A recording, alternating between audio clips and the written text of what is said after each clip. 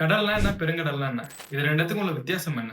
உண்மையிலேயே இருக்குல்ல இந்த கடல், பெருங்கடல்லாம் இருக்கா? இல்ல இது மனிதர்களால செயற்கையா உருவாக்கப்பட்ட ஒரு கான்செப்ட்டா? அப்படி மனிதர்களால செயற்கையாக உருவாக்கப்பட்ட ஒரு கான்செப்ட்னா, இதெல்லாம் ஏன் மனிதர்கள் உருவாக்கணும்? எதுக்கு உருவாக்கணும்? இதோட காரணம் என்ன? பார்க்கலாம் வாங்க. Hello everyone. Welcome back to the Nevermind channel. பூமியோட மேற்பரப்புல இருக்கிற எல்லா தண்ணியும் ஒண்ணுதான். அதெல்லாம் ஒரே வாட்டர் பாடிஸ் தான். அதெல்லாம் ஒண்ணோட ஒண்ணு கனெக்டடா தான் இருக்கும். இத தான் நம்ம ஓஷன் சொல்றோம். இந்த ஓஷன்ங்கிறது எங்கெல்லாம் லேண்ட மீட் பண்ணுதோ, அந்த பர்ட்டிகுலர் ஏரியாவ தான் நம்ம கடல்ன்னு சொல்றோம். பட் இதுல சின்ன ஒரு ட்விஸ்ட் இருக்கு. இந்த ஓஷன்ங்கிறது லேண்ட மீட் பண்ற எல்லா பகுதிகளையுமே நம்ம கடல்ன்னு சொல்றது இல்ல.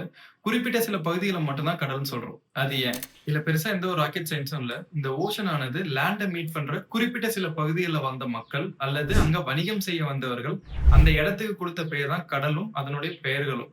எக்ஸாம்பிளுக்கு பார்த்தோம்னா இந்த Arabian sea, Caribbean C, south China C இது எல்லாமே மக்களும் அங்க வணிகம் செய்ய வந்தவர்களும் வச்ச பேர் தான்.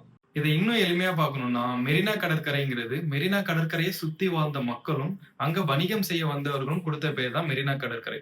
ஒருவேளை மெரினா கடற்கரையை சுத்தி மனிதர்களே இல்ல, அங்க வணிகமே நடக்கலன்னா அது மெரினா கடற்கரையா இருந்திருக்காது, ஓஷனா தான் இருந்திருக்கும். இப்ப இந்த கடல்னா என்னன்னு பார்த்துட்டோம், பெருங்கடல்னா என்னன்னு பார்த்துட்டோம். இந்த பெருங்கடலே நிறைய டைப்ஸ் இருக்கு.